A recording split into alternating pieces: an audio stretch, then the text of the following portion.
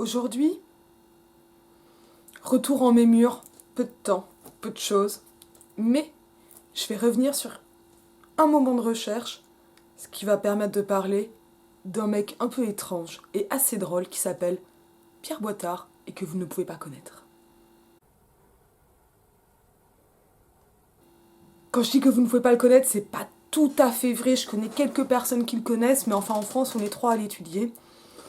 Euh, mais je sais pas, je sais. Alors, bon, j'ai réfléchi à ça, puis j'ai fait les courses et je me suis dit, oh là là, faut pas oublier le café. Il faut vraiment pas oublier le café. Je suis toujours fatiguée, j'ai plein d'emmerdes, des fois je suis triste. On peut me parler normalement.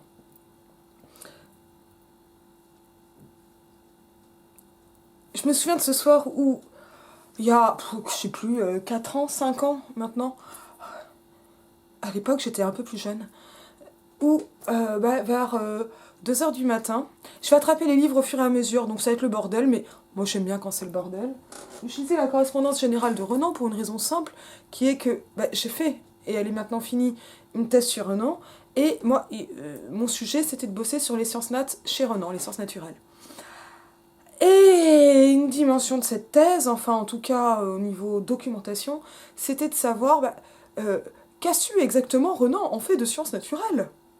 Et à quel moment, donc quelle a été sa formation.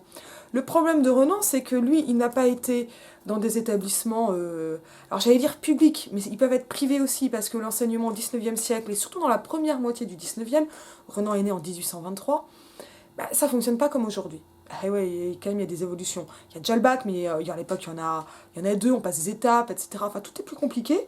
Et lui, il passe pas vraiment le bac parce que il est d'abord dans ce qu'on appelle un collège ecclésiastique, qu'on appelle aussi petit séminaire. Avant, il est à l'école des frères de l'amener à Lannion, je crois, et ensuite à Tréguier parce qu'il déménage. Donc ça y est, voilà, je sais ce qui se passe dans les écoles des frères, pas grand chose. Il n'est pas exactement dans ce qu'on appelle l'enseignement mutuel, mais c'est super intéressant l'enseignement mutuel, avec en fait des principes de classe active, des choses comme ça qui sont ultra intéressants et en fait discutés depuis au moins le 19e siècle, parce que la question de la démocratisation scolaire, avant d'être une réalité, notamment comme dans une région comme la Bretagne, elle est très très discutée. J'avais lu toute une thèse, je crois que c'est de Michel Chalopin sur l'enseignement mutuel en Bretagne. C'était passionnant. Bon, le truc c'est que Renan n'était pas spécialement concerné. Mais c'est passionnant. C'est vraiment passionnant. Et voilà, j'ai gratté.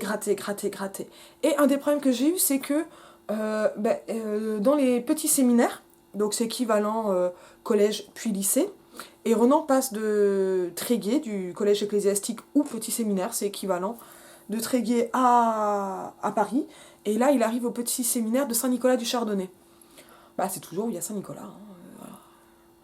Et là il passe dans un établissement d'élite, mais le truc, c'est que les séminaires, en général, en fait, c'est un cursus complètement à part. Aujourd'hui, quand on devient prêtre, on passe toujours par le séminaire, on parle toujours de séminaire, mais parce que les petits séminaires n'existent plus. Et en fait, il n'y a plus que ce que l'on appelait le séminaire ou le grand séminaire au 19e siècle. Donc ça, c'est déjà un truc, il a fait que je comprenne, hein. Moi je suis pas baptisée, j'ai pas été au caté, alors savoir comment on devenait prêtre, ça a été un peu compliqué. Le séminaire, je le savais, parce que j'ai un arrière-grand-père qui est passé par le séminaire. En plus, je crois qu'il s'appelait Chapelle. C'est ce qu'on appelle un aptonyme. C'est comme son nom l'indique. Et donc, le problème des petits séminaires, alors déjà, dans la première moitié du 19e siècle, il y a des programmes scolaires. Depuis que le baccalauréat a été vraiment nationalisé, institué, donc ça c'est Révolution française et surtout Napoléon ensuite, c'est pas un hasard si les lycées sous Napoléon, ça ressemble à des casernes, hein, puisqu'en fait on prépare à cette forme de vie militaire, que les cagneux s'appellent des cagneux parce qu'on se moque d'eux, parce que contrairement aux petits jeunes de Saint-Cyr, ils font pas de sport, et donc ils ont les genoux cagneux, ils ont le teint blafard, etc. Quoi. Rêvez pas, c'est pas pour les filles. Et Napoléon et les filles. Hein. Et donc là, il y a tout ce système qui a été arrêté par la Révolution, puisque voilà, il y a un problème donc, comme ça d'arrêt dans la formation cléricale, et d'un coup on a besoin de beaucoup de prêtres pour remplacer, alors parce qu'on a un renouveau spirituel, la restauration, le retour du sabre et du goupillon, etc., déjà avec Napoléon, ensuite avec la restauration, donc Louis XVIII, Charles X, etc. Et ça ne s'arrête pas, ça, sous la monarchie de Juillet, hein, 1830-1848, Mais il y a pas mal de négociations parce que là, ben, on est à l'époque du Concordat et avant 1905. Donc là, avant la séparation de l'Église et de l'État. Des Églises et de l'État. De toute façon, Renan, il meurt en 92, mais c'est quelqu'un qui voulait 1905 et qui a énormément œuvré pour 1905. Donc c'est intéressant. C'est hyper intéressant. Donc lui, il fait son école des frères de Lamennais, voilà, donc truc religieux, bah, équivalent à l'école primaire, collège ecclésiastique à Tréguier, il est super fort, sa frangine est à Paris, donc Henriette, hein, Jean Balcou, quelque part, dit que c'est une grande figure d'intellectuel et probablement une des plus grandes femmes intellectuelles du 19e siècle. C'est vachement sympa pour les autres, vu qu'Henriette a sorti quoi, un ou deux livres, c'est tout, et a surtout été au service de son frère. Ça, faut pas rêver. C'est pas une façon de valoriser Henriette Renan, c'est une façon de nier les autres. Et pourtant, j'aime profondément Henriette Renan, et la grande sœur de Renan, et c'est réellement une femme très intéressante. Mais enfin, quand même. C'est ce fameux not like other girls. Elle est pas comme les autres, elle est au-dessus, ce qui permet de rabaisser toutes les autres. Hein. Faut pas rêver, c'est misogyne ça. Et donc, elle récupère les bulletins de son petit frère, parce qu'il y a un gros écart d'âge entre Alain et Henriette, qui sont vraiment les aînés, et le petit Ernest. Et elle arrive à lui obtenir une bourse pour qu'il aille à Saint-Nicolas du Chardonnay. Et là, ben, séminaire, à l'époque, c'est le Félix Dupanloup, qui a la charge de ce séminaire, qui finira à l'Académie française et tout, et qui deviendra un des très grands adversaires de Renan, mais qui à l'époque est plutôt une figure paternelle pour lui. Bon, après, petit séminaire, là, il tombe dans le petit séminaire d'élite, on fait venir les meilleurs de province pour attirer les fils des bonnes familles, il ne passe pas de filles là-dedans, des très bonnes familles de Paris et de Saint-Germain, quoi. Voilà. Et donc, bah, pour attirer les pauvres, il y a un moment, il faut quand même un peu les payer. Alors, il est pas. Voilà, c'est pas comme les bourses qu'on pouvait avoir quand on passait le concours de l'école normale dès la troisième, etc. J'ai une tante qui a fait ça, hein, et qui a été, bah, pour le coup, jusqu'à l'agrégation en maths. Mais ça n'existe plus. Aujourd'hui, on vous fait être stagiaire pour, je sais plus si c'est 400 ou 600 euros par mois, et vous travaillez. On a perdu, hein. On a perdu vachement de choses. Hein. Mais on est. Voilà, c'est pas beaucoup hein, ce qu'il touche, mais il a accès à un séminaire qui est quand même assez élitiste. Là, plutôt axé sur la rhétorique, parisien, etc., etc. Pas de bol, pas de programme scolaire pour les séminaires obligatoires, puisque ce sont des cursus séparés, et les séminaristes sont destinés à la prêtrise et n'ont pas le droit de passer le baccalauréat, qui est entièrement laïque. Alors là, on est plutôt au niveau fin collège, début lycée, et après il passe au grand séminaire, qui va en fait excéder le niveau bac. Et il va falloir, mais c'est un cursus entièrement parallèle. Je sais pas comment ça se passe exactement aujourd'hui, mais aujourd'hui vous pouvez être docteur en théologie, doctoresse. D'ailleurs, sans forcément entrer dans les ordres. Voilà, je pense que ça c'est un peu plus séparé. Donc, mais ça s'est reconfiguré évidemment depuis. Et bah là, il part au séminaire d'ici. Quand je dis ici, c'est pas là, c'est ici les Moulineaux. Donc c'est le séminaire. Alors d'abord à ici les Moulineaux, qui est l'annexe du séminaire d'ici, bah, qui est place Saint-Sulpice à cette époque. Voilà. Alors ça n'existe plus maintenant, c'est une annexe du ministère des Finances. Mais c'est bien sur la place, quand on est face à l'église, c'est à droite. Bon, j'ai été voir, hein, c'était quand même pas difficile, et puis Deneuve est en face apparemment, ce qui est encore un autre sujet. Donc là, il est dans quelque chose d'absolument excellent, il y a des profs qui sont normaliens, polytechniciens, qui parfois ont même été enseignants dans ces cursus, mais qui sont aussi donc des prêtres. Alors ça veut dire que, a priori, dès le collège ecclésiastique, Renan portait la soutane. Ça faisait partie des choses qui étaient obligatoires quasi partout, et il y a des questions d'obligation de pensionnat, etc. Enfin, c'est toujours en bisbis pour savoir qui sont Enfin, est-ce qu'on favorise les formations cléricales, ou est-ce qu'on essaie de les freiner, et pour ça on leur met des bâtons dans les roues. Donc, et le fait que ce soit complètement séparé comme cursus, et donc cursus depuis, on va dire en gros le CM2, quoi. Hein, donc là, c'est du Parcoursup hardcore. Alors après, il y a des passerelles, puis ça dépend. Quand il y a un seul collège dans la ville, tout le monde va au petit séminaire, enfin, tous les garçons, hein, etc., etc. Et l'obligation de porter la soutane n'est pas encore des vœux définitifs qui engagent hein, vers le sacrement de la prêtrise. Et au moment en fait, de prononcer des vœux définitifs, Renan quitte le séminaire. Et avant, il aura fait durer les choses un peu, etc. Donc ça, c'est... bon, voilà. Et là, moi, je suis face à ça, et je me dis, bon, mais comment je fais pour savoir ce qu'il a eu, en fait, de cours de sciences naturelles, en sachant qu'il y a des notes de cours, mais pas de notes de cours de sciences nat qui sont conservées. Et là, j'attends toujours de voir si quelque chose dans les affaires de la famille a pu être gardé, parce qu'on a énormément de notes de Renan, mais on n'a pas de notes de cours de ça. Après, bah, hop, on va choper le nom de tous les profs. Alors c'est facile dans le cas de Renan parce que bah, quand il est à Saint-Sulpice, il donne les noms. Beaucoup plus dur quand il est en Bretagne parce que là, il y a une espèce de flou artistique. Ça a des raisons littéraires hein, et aussi de l'ordre de l'éthos, hein, donc de la mise en scène de soi dans les souvenirs d'enfance et de jeunesse. Mais là, c'est facile de savoir bah, que c'est l'abbé Pinot, P-I-N-A-U-L-T, qui est une figure ultra intéressante dans les souvenirs d'enfance et de jeunesse. Bah, il a sorti un bouquin, l'abbé Pinot, qui s'appelle Un traité de physique élémentaire. Bah, celui-là, j'ai eu du bol parce que bah, j'ai pu découvrir, grâce à d'autres Renaniens, qu'il était bien conservé dans la bibliothèque de Renan, catalogue Z Renan de la BNF, hein, en catalogue général. Quand vous avez du Z Renan, c'est-à-dire que ça sort du fond de la bibliothèque de Renan. On a aussi des catalogues édités de Renan, c'est marrant, ça correspond pas tout à fait. On est sur plusieurs milliers de livres. Hein. Et là, on est dans un cas encore plus particulier, et très drôle, qui est que ce traité de physique élémentaire en 3 volumes reliés en un seul est considéré comme un manuscrit parce qu'il est annoté, et qu'il était lui-même toujours mis un peu à part dans les livres de Renan, encore à la fin de sa vie, parce que c'est la veuve de Renan, Cornélie, qui a vendu la bibliothèque à la veuve Kalman Levy, qu'il a elle-même léguée à la BNF. Donc, et ça après la mort de Renan, et un premier catalogue a été établi avec plein de trucs justes, mais voilà, et surtout axé sur le travail d'orientaliste de Renan, et bah, il y a des choses qui apparaissent pas ou pas facilement, etc. Et là, dans ce cas-là, il y a une petite dizaine d'ouvrages, entre 10 et 20 ouvrages, si je me souviens bien, qui sont considérés comme des manuscrits, notamment parce qu'ils sont annotés. Bon, on en a d'autres qui sont annotés en fait dans la bibliothèque. Il faut reconnaître l'écriture de Renan. Je m'amuse beaucoup. Hein.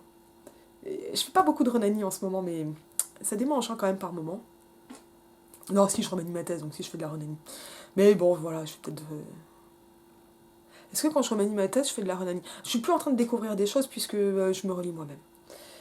Et donc, il y a comme ça, voilà, une espèce de pile d'ouvrages considérés comme manuscrits, mais qui en fait ne sont pas des manuscrits, mais des ouvrages imprimés, annotés, et pas mal annotés, qui ont été ajoutés de façon un peu tardive à la BNF, ce qui fait que ils ont un catalogage avec une partie de la notice entre parenthèses, et qu'on ne peut pas les demander en ligne.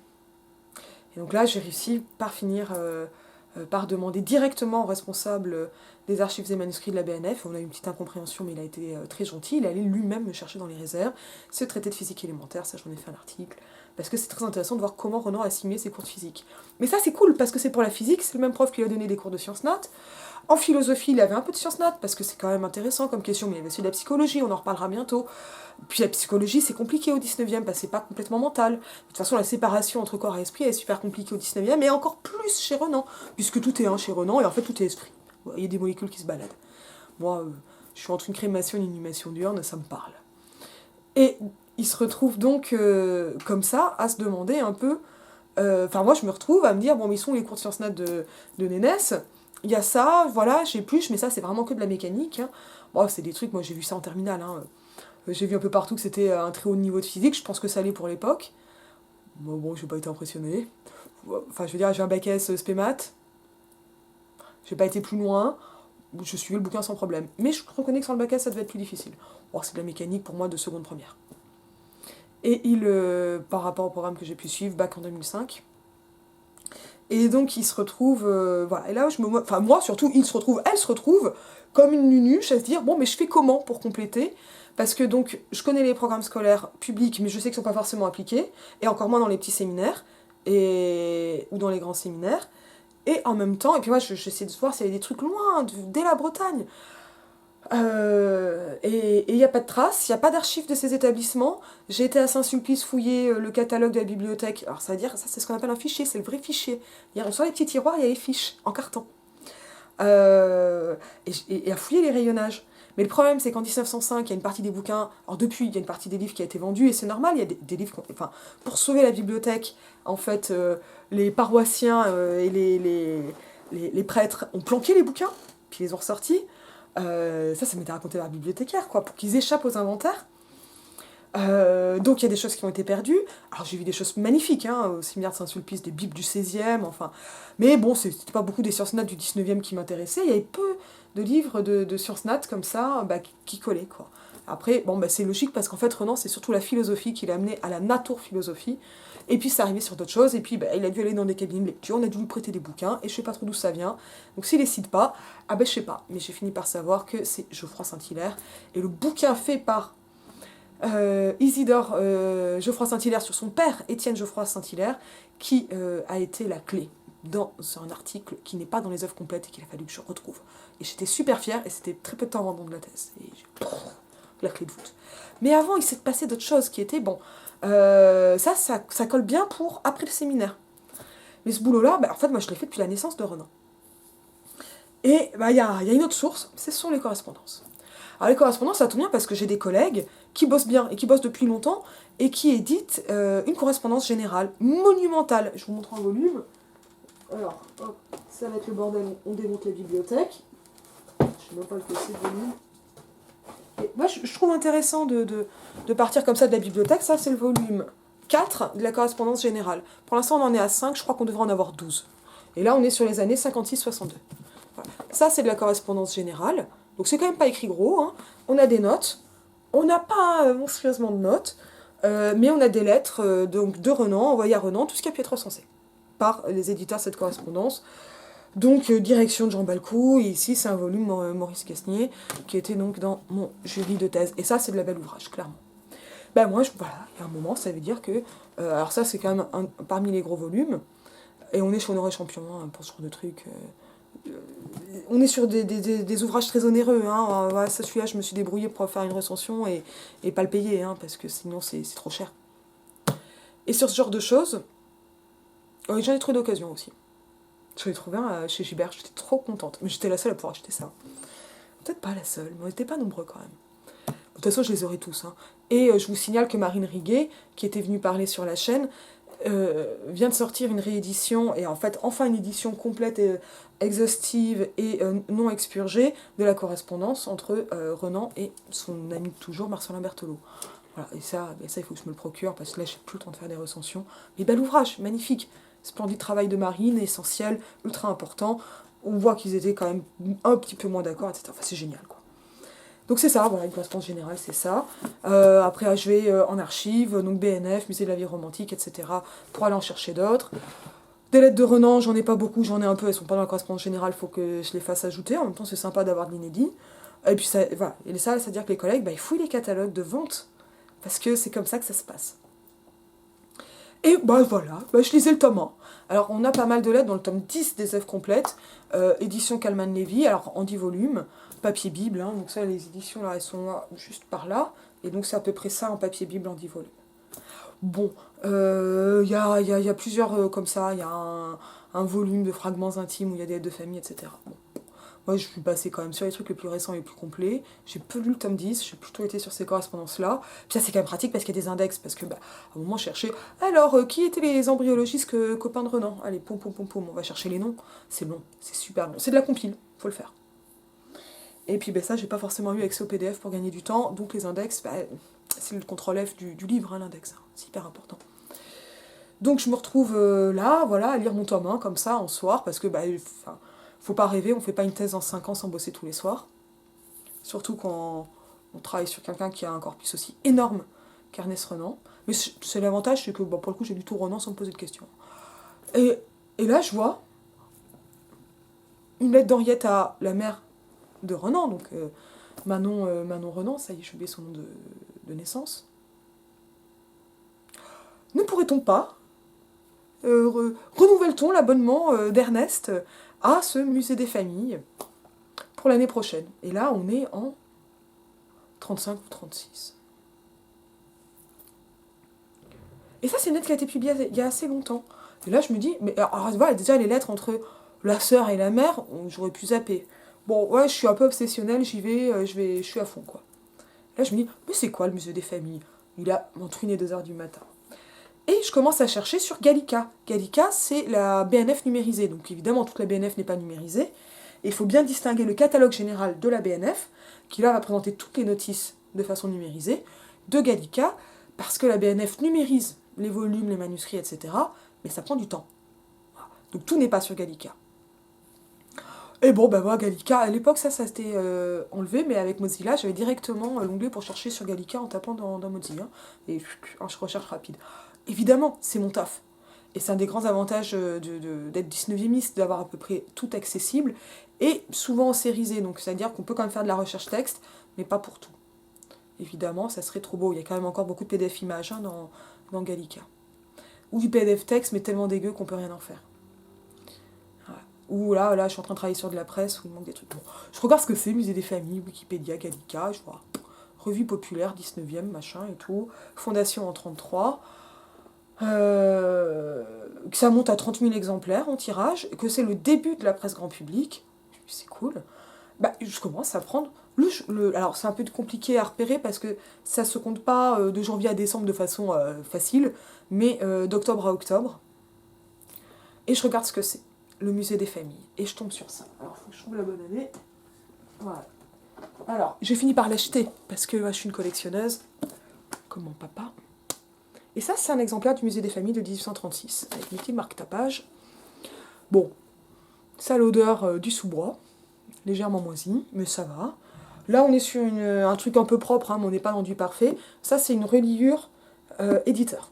On n'est pas sur de la reliure de collection perso. Alors, même dans les reliures, on peut avoir de la reliure perso, que c'est pas de collection.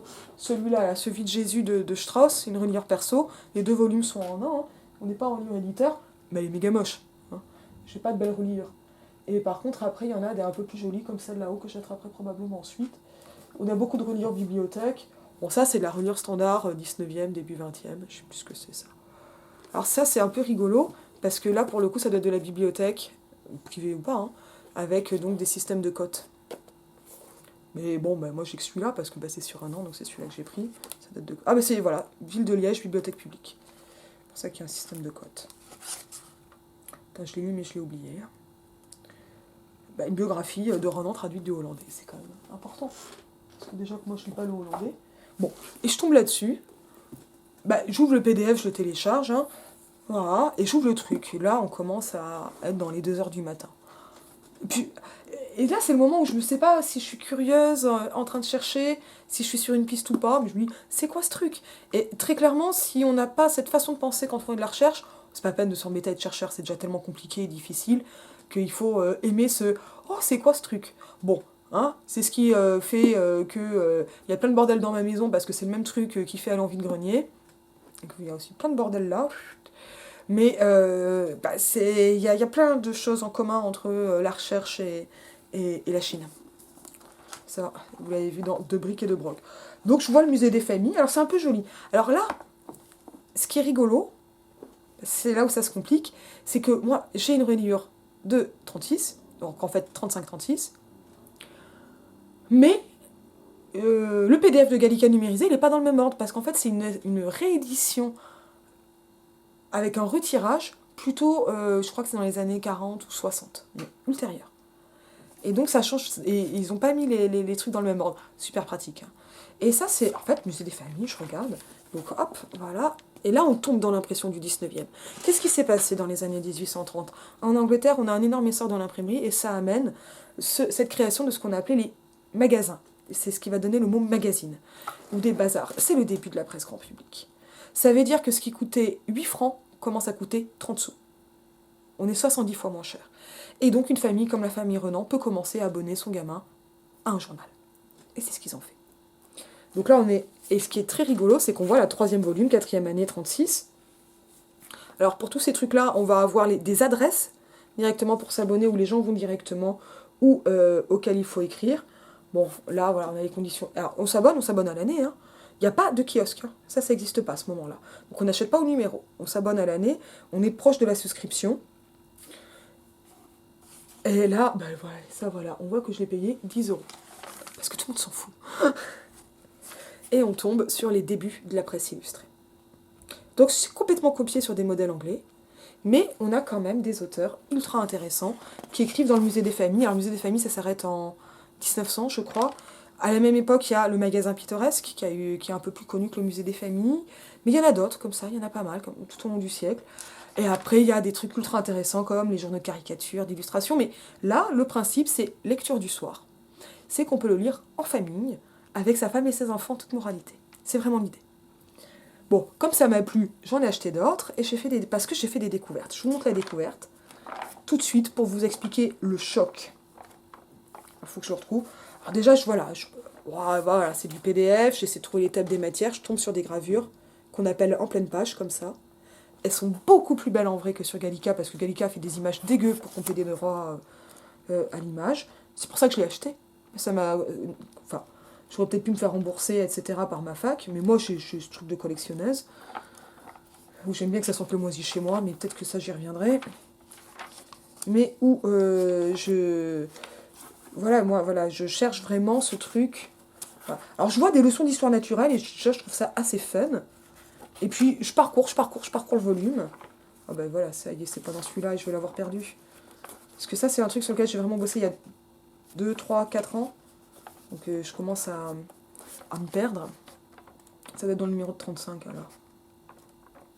Parce que les années se chevauchent et les numéros collent pas exactement, etc. Enfin, c'est compliqué. Donc ça, j'en ai trouvé depuis des sans reliure. Mais je pense qu'il y avait une option à l'achat avec et sans reliure. Mais c'est un peu compliqué de le savoir en détail. Voilà. Alors, qui a pu participer au musée des familles? Ben, c'est dans le musée des familles que Jules Verne, et là à l'époque ça s'écrivait avec un S, ça c'est pour mon ami Clément, a publié pour la première fois. Donc c'est quand même déjà un peu fun. C'est dans le musée des familles, on peut trouver Balzac. J'ai trouvé pas mal d'Alphonse Karr, hein, donc ça c'est un peu en parallèle des guêpes, etc. Mais en fait il y a des plumes, hein, il y a de vraies plumes. Alors Jules Verne c'est plus tard évidemment, il est beaucoup plus jeune. Mais Balzac là ça va être un peu contemporain et ça fait partie du succès. Normalement c'est celui-là. Ah ben ça c'est les marques tapage que je fais tomber, hein. Après on les retrouve plus. Alors, et ce qui est rigolo, c'est que en fait, ça se recevait au numéro, je crois que c'est tous les 15 jours. Donc avec un retard pour le... Alors, je sais ce que je cherche. Ah voilà, Paris de ma fenêtre, Paul de Kock, enfin, plein de trucs comme ça, très étranges. Vraiment surprenant. Avec des rubriques, voilà, c'est celui-là. Et en même temps, la pagination se fait en continu. Parce que c'est fait pour être lié. Voilà. Et donc là, on se remet dans la situation. Je cherche les cours de sciences nat. Renan a 12 ans, à cette époque-là. Il est en Bretagne. Il ne sait pas encore que sa vie va changer quand sa sœur va réussir à lui obtenir une bourse pour Saint-Nicolas, du Chardonnay, qui va arriver à Paris et aura l'impression de débarquer à Tombouctou. Ça, ce sont les mots des souvenirs d'enfance et de jeunesse. Et moi, je regarde, je feuillette, 2h du matin, je les ai comme ça, et je tombe sur ça. Et je tombe sur Paris avant les hommes. Et là, je fais, oh punaise, oh punaise, oh punaise. Alors, magnifique gravure aussi de l'autre côté. Donc ça, en fait, c'est une page de couverture. Et il a lu ça. Et ça, je suis désolée, c'est du tardi. Mais évidemment, je suis un peu anachronique. Et je vois que c'est donc fait, ça s'appelle Paris avant les hommes. Et c'est fait par un type qui s'appelle Pierre Boitard, qui en a fait d'autres. Voilà, des leçons d'histoire naturelle, mais celle-ci, je trouve qu'elle est bizarre. Voilà. Et elle est splendide. Et Renan a été abonné à ça. Alors, ce qui est très drôle pour mes recherches, c'est que Renan a été abonné à ça, mais il s'en fichait complet. Ça n'a jamais été cité, mais je pense qu'il y a quand même quelque chose un peu qui l'a influencé. Ma grande déception, c'est que Renan ne parle pas de dinosaures. Maintenant, je vais vous parler de Pierre Boitard. Voilà. Alors, quand même, on regarde les images, parce que c'est splendide. Hop. Je vais mettre le lien Gallica, mais c'est vrai que là, on se rend compte, hop, et sans l'ombre, à quel point ça pète. Et ça, c'est Adèle et la bête, hein. Voilà, là, on est vraiment dans du fossile de qualité supérieure, quoi. Enfin, dans un ptéro de premier ordre. Hein. Voilà. Et ça Paris avant les hommes, donc c'est un truc qui se fait en 2 séries, etc. Un peu étrange, je commence à lire. En plus, je trouve ça marrant. Et là, waouh, le mammouth. Et là, on a un rhinocéros. Voilà. Et tout ça en fossile, avec des indications et tout, un truc... voilà, le mégathérium, donc il est pas mal question dans le texte, je vais y revenir. Et je me dis, putain, c'est quoi ce truc voilà. Et alors là, nuit blanche, hein, voilà, je me dis, c'est quoi ce truc? Alors, c'est un peu triste pour Renan, parce que Renan, c'est une super belle découverte, mais on est typiquement dans ces découvertes qui ne changent strictement rien à l'histoire de Renan et au renanisme, parce que, et la renanie, parce que le seul truc que je peux dire, c'est que Renan a forcément lu ça, puisqu'il y était abonné. Je pense qu'il a lu les années d'avant parce que son grand frère était déjà à Paris au moment du lancement du journal et ça a été un lancement en grande pompe avec des affiches, etc. Et il n'en parle jamais. Donc on est typiquement dans la piste qui mène à rien. Et donc qui peut s'étudier, où je peux avoir des hypothèses, montrer que j'ai trouvé un truc génial, mais faire juste des hypothèses. Et ça, j'adore la recherche pour ça, il faut quand même avouer que c'est un peu ingrat. Et j'ai vérifié, on ne retrouve pas les musées des familles dans la bibliothèque Renan, ni dans celle qui a Tréguier, la bibliothèque personnelle d'Ernest Renan, etc. On ne retrouve pas. Mais, on n'a pas de trace de ça. Néanmoins, ce qui se passe avec tout ça, c'est que j'ai une belle découverte. En fait, j'ai eu un nouveau sujet de recherche qui a été Pierre Boitard, ce fameux naturaliste. Donc, il n'est pas celui qui a fait les dessins. Celui qui a fait les dessins, il s'appelle Suze Mill. Je ne sais plus son prénom. Parce que, en fait, Pierre Boitard, il m'amène à un moment où la vulgarisation scientifique ne s'appelle pas encore vulgarisation scientifique, où elle n'a pas vraiment de nom, qui est celui de la première moitié du XIXe siècle, avant sa grande popularisation, diffusion, démocratisation, plein de termes. Je préfère popularisation scientifique ou diffusion scientifique, et encore, la diffusion scientifique, c'est autre chose que la vulgarisation scientifique. Et encore, il fait autre chose, Boitard. Parce qu'il a un parcours tout à fait étrange. Alors, Paris avant les hommes, on va en profiter pour montrer encore du collector. Celui-ci. Yep, qui est en fait, parce que alors, j'ai fouillé, j'ai tapé Pierre Boitard sur Wikipédia, sur Google, j'ai tapé Paris avant les hommes, et j'ai fini par comprendre que ceci était la première mouture de Solar, Paris avant les hommes, le roman posthume de Boitard. Donc je crois que Boitard est mort en 59 et que ça s'est sorti en 61, quelque chose comme ça. Ce sont ses amis qui l'ont édité pour lui, réédité. Et c'est quand même assez... Alors ça par contre c'était un peu plus cher. Mais là je me suis fait plaisir. Parce que donc là on a l'homme fossile, nomenclature des trois règnes de la nature et Paris avant les hommes. Voilà, donc on a pas mal... Alors c'est pas des œuvres complètes de Boitard, hein. C'est très compliqué de faire ça. Et donc on a un doctorant, Hedwig, avec lequel j'ai pu travailler et avec lequel je vais encore travailler, qui a pu reprendre tout ça. Et ce qui est super rigolo, c'est que les gravures, on les a aussi, c'est pour ça que c'est un peu cher. Alors je peux vous dire que pour de l'ouvrage gravé, c'est pas cher, hein. J'ai dû le payer 65 €. On se fait des petits plaisirs. Mais c'est pas les mêmes, elles sont refaites. Mais on voit bien... Hop. Ah oui, mais par contre là je l'éclate pas, hein. Parce que ça je pense que c'est une reliure un peu maison, elle est un peu propre, il est pas trop frotté. La bibliophilie, je suis pas une bibliophile. Voilà. Je suis une chinaise, c'est un peu différent. Mais ça reste un peu là. Et il y en a plus, il y en a d'autres, etc. quoi. Et donc je commence à lire un peu ce Pierre Boitard en me disant, mais c'est qui ce mec?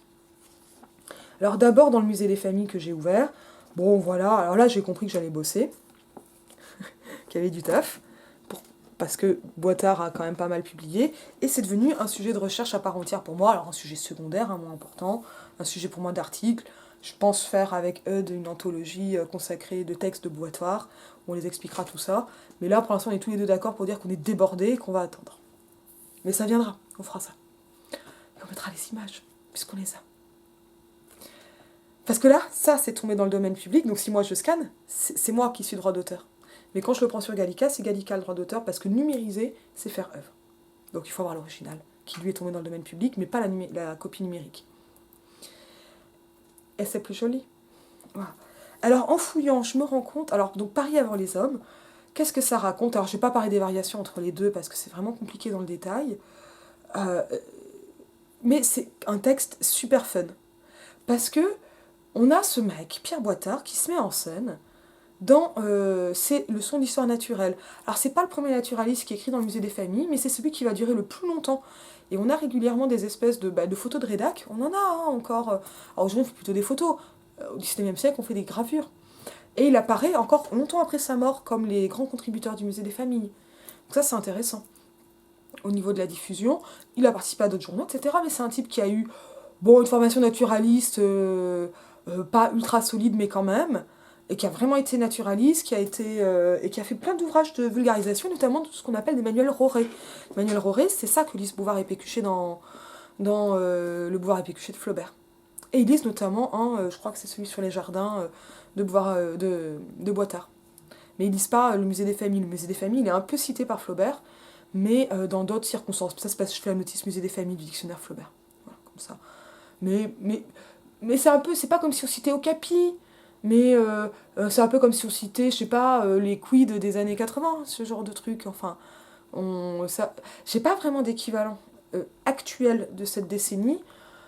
C'est un peu au-dessus d'Okapi, mais on est, parce que c'est pas seulement ado, peut avoir des grandes plumes, voilà, mais alors ça n'existe plus en fait ces trucs-là. Parce qu'aujourd'hui, on a une segmentation du marché beaucoup plus prononcée. Là, on est avant la littérature jeunesse. On est encore dans une littérature familiale, enfin, ou dans une presse familiale. C'est vachement sympa. Et le fait qu'il y ait des images, bah, ça change plein de choses. Et elles peuvent être découpées, ces images, chez les gens. Mais souvent, c'était gardé. Hein. C'est un peu équivalent de quand vous achetiez les Rombaldi, alors, mais façon Atlas, façon édition Atlas, au numéro. Comme les encyclopédies numéro. C'est un peu contemporain de ça, en fait. Alors, c'est avant les encyclopédies numéro.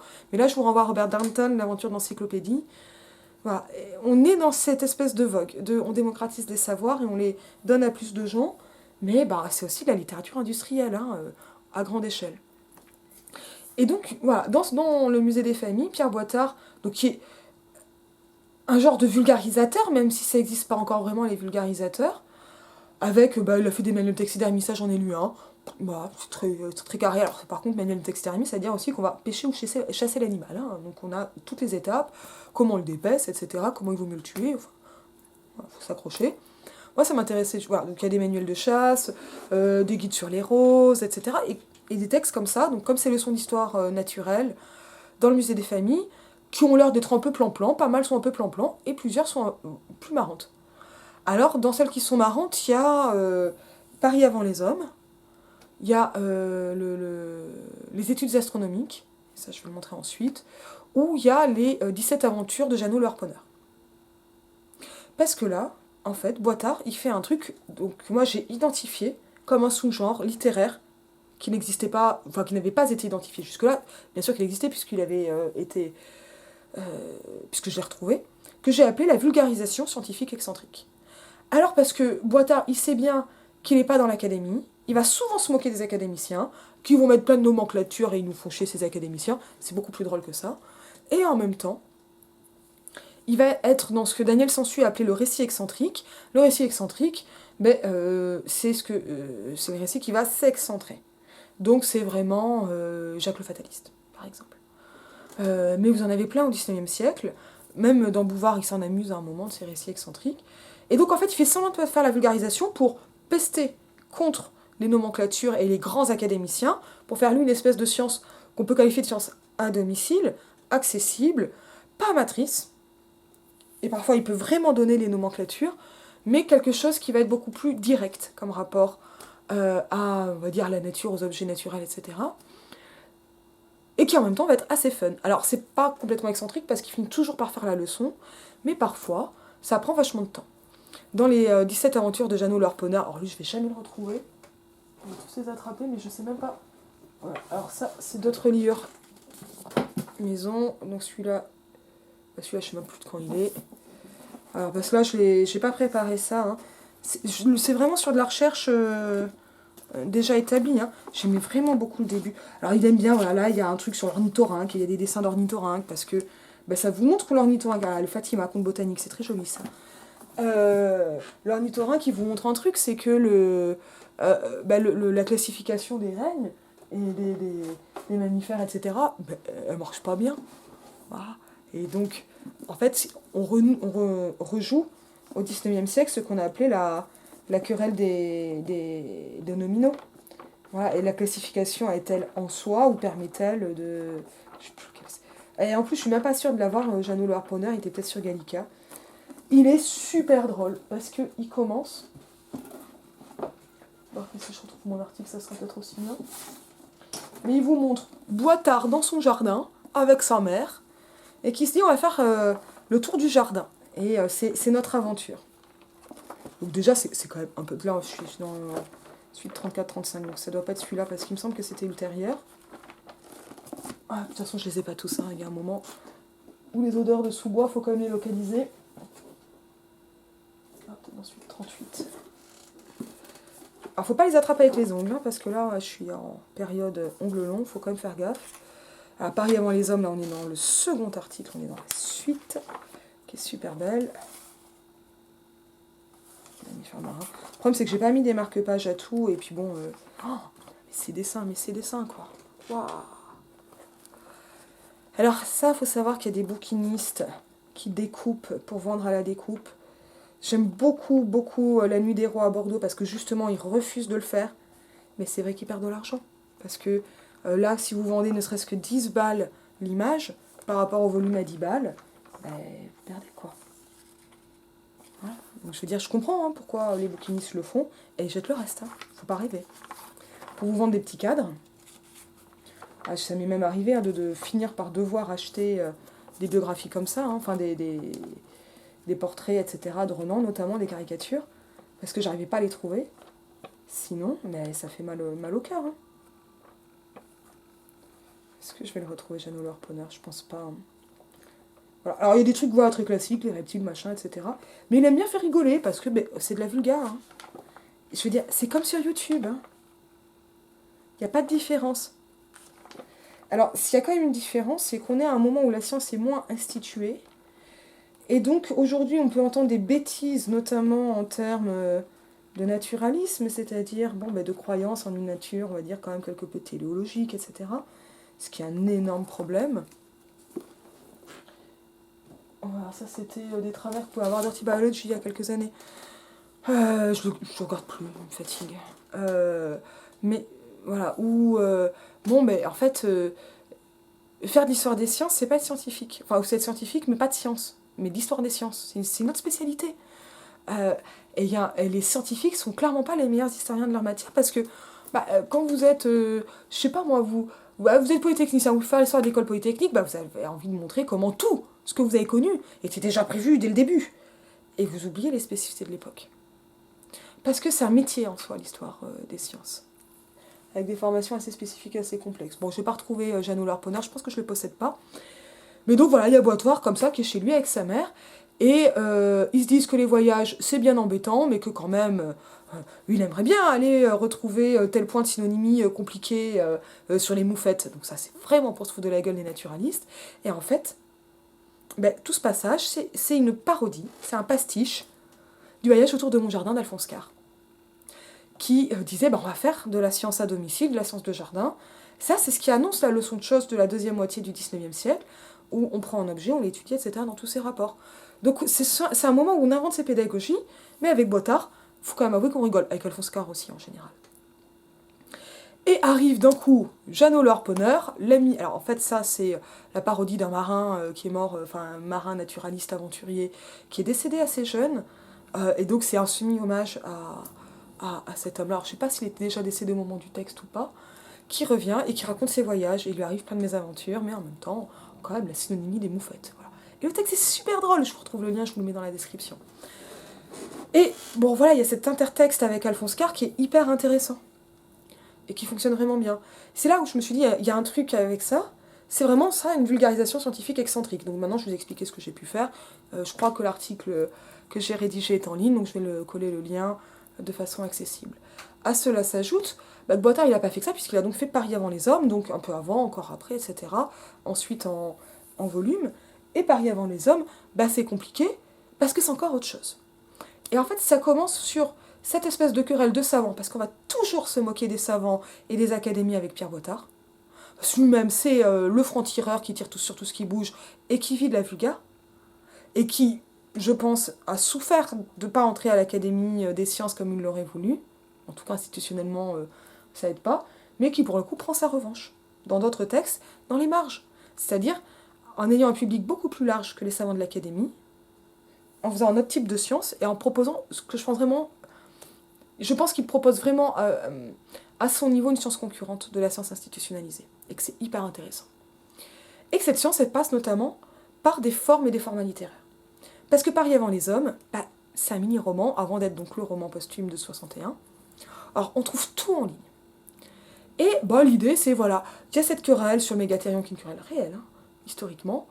Pierre Bottard, il revient, d'avoir vu cette querelle sur les fossiles retrouvés, donc on est en pleine actualité scientifique, il rentre chez lui, il s'endort, il rêve, et arrive le diable boiteux. Et le diable boiteux, c'est le personnage du roman de Le Sage, qui a été un peu repris, il y a même une revue qui s'appelle Le Diable boiteux, je crois qu'il y en a une en Suisse, etc. Mais le diable boiteux, ça va amener donc une chose notamment qu'étudie pas mal Fleur Hopkins, qui est la mise en scène de dispositifs optiques diaboliques. Alors, il n'y a pas de dispositif optique à proprement parler, mais il y a quand même un jeu de monstration dans Paris avant les hommes, parce que ce diable boiteux, dans le rêve de Boitard, parce que c'est une fiction, mais ça permet de raccrocher au réel, etc., va commencer à guider Pierre Boitard. Le naturaliste, lui-même ridicule, et donc, vous avez bien compris que derrière le boiteux se cache le Boitard. Et donc, le diable boiteux est un alter ego du naturaliste, avec plein de détails marrants, c'est Pierre Boitard qui se casse la gueule dans les mares, etc. Et donc, ce qu'il fait, c'est dit, on va résoudre ce problème de fossiles, et on va remonter le temps. On reste à Paris, mais on remonte les siècles. Et comme ça, on va voir la formation du globe et des espèces.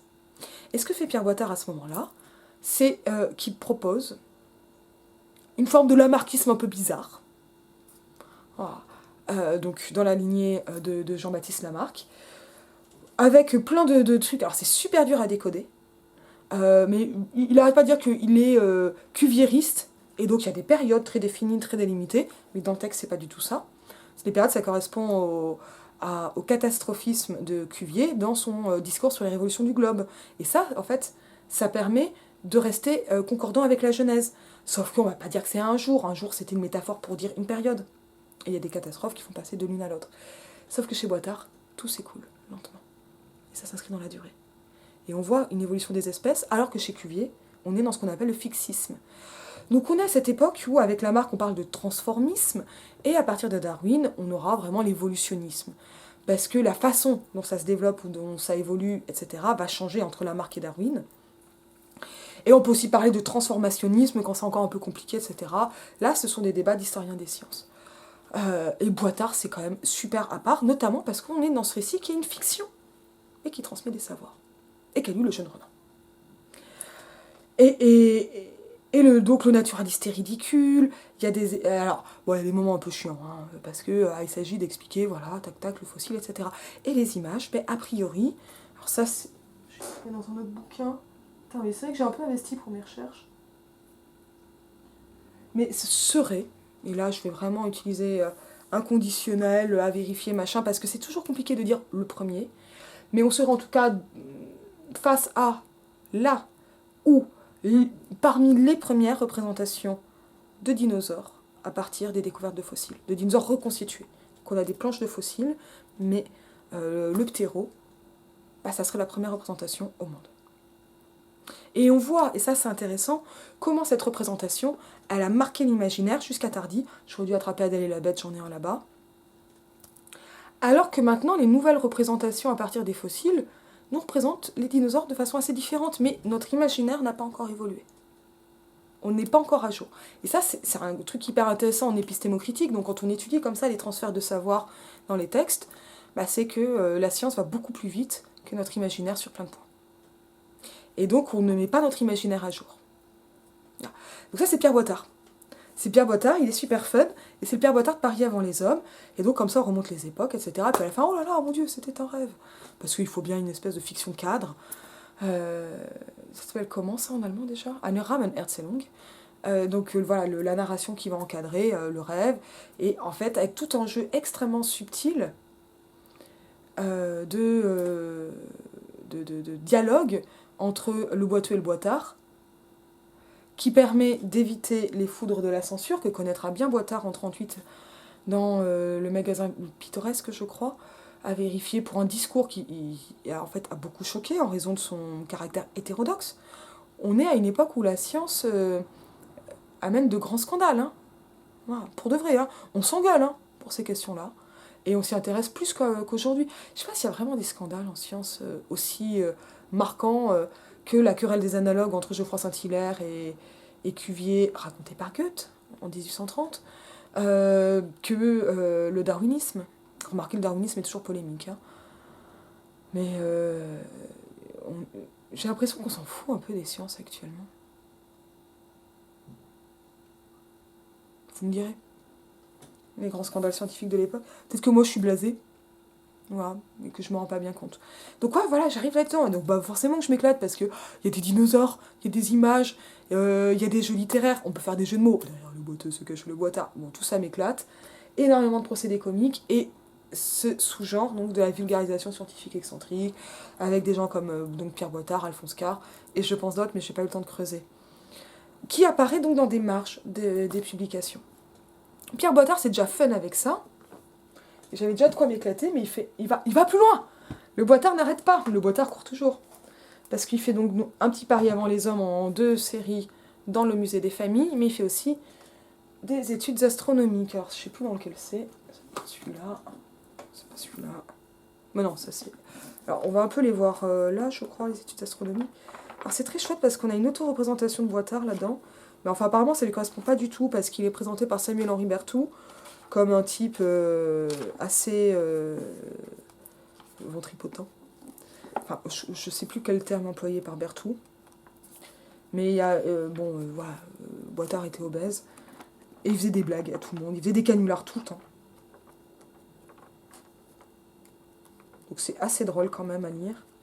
Et il a une science très très très personnelle, quoi. Une théorie scientifique personnelle, un peu qui mélange pas mal de trucs, mais bon, un peu compliqué à établir, quoi. Évidemment, je vais pas le retrouver quand je le cherche. Ça, je voulais vous en parler depuis longtemps, mais il me fallait les bouquins. Et puis bon, c'est... Voilà, j'ai pas lu l'article, c'était un tort. C'est pas facile, hein. Voilà, alors, après, été fantastique, c'est pas ça. Elles sont mes études astronomiques. C'est pas celui-là, donc ça, c'est le conte botanique qui est vachement bien. On est en... Putain. Allez, les autres. Ah, c'est quand même un métier pour les gros bras, hein, là. Donc là, on est Paris avant les hommes, 2e volume. Ah oui, puis dans Paris avant les hommes, ce qui est magnifique, c'est qu'on va jusqu'à l'apparition de l'homme. Et donc, un des gros gains, alors ça, c'est plus dans Paris avant les hommes, le roman. Enfin non, on l'a déjà. Là, on a ce qui s'appelait au XIXe siècle des naturels. Bon, c'est une façon de dire sauvage, hein, dans des systèmes racistes, c'est-à-dire racialistes, avec hiérarchie scientifique. Et là, on n'a pas le dessin. Je vous lis comme ce passage, hein, je suis page 63, on est sur l'année 38. Ces animaux dégoûtants exhalaient une odeur tellement fétide, résultat de leur malpropreté, que je me bouchai le nez en demandant à voix basse au génie ce que pouvaient être ces bêtes extraordinaires. À cette question, le diable fit éclater un long éclat de rire qui les réveilla. La femelle se sauva à 4 pattes, emportant sous son ventre son petit qui s'y était cramponné avec plus de force. Mais le mâle poussa une sorte de rugissement guttural et féroce. Me lança un regard étincelant, se leva sur ses pattes de derrière, saisit avec celle de devant le tomahawk de silex, et, d'un bond furieux, s'élança vers moi en levant l'arme terrible sur ma tête. En cet instant, je poussai un cri de terreur car je venais de reconnaître l'espèce du monstre. C'était un homme. La race de Cain avait déjà pénétré dans les Gaules, race hideuse et terrible dont on retrouve encore le type dans certaines parties de la Nouvelle-Hollande. Alors ça c'est complètement raciste, ça permet d'attester donc cette supposition de ce qu'on appelait l'homme fossile. Et alors l'homme fossile, je vais vous le montrer en présentation, parce que ça c'est une image que j'ai encore vue à Lascaux, donc le nouveau Lascaux, c'est ça. Voilà, c'est l'homme singe. Alors l'homme singe, ça fait partie des grands délires du XIXe siècle, et Boitard croit donc à cette descendance de l'humanité, avec cette possibilité d'un homme, d'un chaînon manquant, ce qu'on appelle le chaînon manquant. Bon, le chaînon manquant, on a souvent cru l'avoir trouvé avec des gens tout à fait humains. Hein. On se rappelle que c'est super raciste, hein, comme théorie. Voilà. Alors les questions du racisme de ces théories, elles sont super compliquées. Évidemment, c'est raciste. À l'époque, c'est plutôt des théories de gauche, puisque l'Église va vraiment séparer l'humanité de l'animalité, et donc reconnaître la dimension matérielle de l'homme. Bah, c'est raciste et à droite aujourd'hui, mais c'était franchement à gauche au XIXe siècle. Donc on est sur des trucs super compliqués. Et ce dessin, cette gravure, bah, je l'ai vu passer dans un des diaporamas à Lascaux, donc le nouveau Lascaux à Montignac. Et j'étais, Pierre Boitard. Mais encore du Pierre Boitard, il est partout cet homme-là. Voilà. Et je vais pas retrouver les études astronomiques, qui sont un autre texte hyper rigolo où le diable boiteux revient voir Boitard, et cette fois, ils vont se promener dans les planètes. Alors, Paris avant les hommes, ça serait aussi une des premières prises en compte du paradoxe temporel. C'est-à-dire que Boitard a peur de faire une bêtise et de plus pouvoir vivre ou de poser un problème à l'évolution de la Terre, des animaux et de l'humanité elle-même. Ce qui nous montre aussi que dans ce cas-là, il n'y a pas de dessein divin. Dans les études astronomiques, Boitard fait un truc qui va encore plus loin, parce que le diable lui permet un voyage dans les planètes. Et on est là... Alors c'est... en fait, dans les faits, c'est un voyage sur des races humaines, soit que l'on peut reconnaître par rapport aux critères racistes de l'époque, c'est-à-dire qu'on est sur le même stéréotype, soit qui sont des délires, on est en pleine science-fiction. Et ce que je trouve vraiment intéressant, c'est de voir comment des leçons d'histoire naturelle, par l'entremise du rêve, mais on sait que le rêve c'est très compliqué en termes de transmission épistémologique, parce que le rêve, par exemple, dans un livre du Moyen-Âge, ça vous ramène aux prophéties, par les rêves, aux songes de Scipion, etc. Donc vous êtes dans des vecteurs de vérité, et éventuellement de visions, d'épiphanies, de voix de Dieu. Bon, on n'est plus du tout dans ça dans Boitard. La littérature, donc par le biais de ce cadre onirique, lui permet de mettre en place des hypothèses scientifiques, de les défendre à couvert par rapport à ce qu'est un texte qui serait franchement théorique et sans le cadre de la fiction. Et en même temps, d'éclater la gueule des scientifiques installés, alors on dit plutôt savants au 19e, mais des savants installés, des académiciens, et d'essayer d'avoir cette espèce de science concurrente et de mettre à profit sa figure médiatique, reconnue, en tant qu'auteur du Musée des familles, son quand même bagage scientifique réel, il n'arrive pas à poil, si on peut dire, et en même temps, voilà, il est dans les marges, et donc il met à profit ses marges pour mettre en place cette science concurrente. Et je trouve ça archi passionnant. Alors je pense que ça devait pas être facile à écouter, mais je vous mets des liens, Gallica, articles, etc. Parce que ça me fait super plaisir de parler de Pierre Boitard, que personne ne connaît, qui est super fun. Super fun. Bon, je vais pas vous mentir, c'est plus facile de lire du Stephen King ou de regarder des sketchs que de lire du Boitard. Mais voir à quel point ça a pu être compliqué. Et alors, c'est super fun. Et je trouve que pour le coup, le YouTube de la vulgarisation scientifique, quand on le compare à ce qu'a été un peu son équivalent dans la première moitié du 19e, me paraît un peu fade. Voilà, mais maintenant on sait d'où ça vient. Je vous dis à bientôt.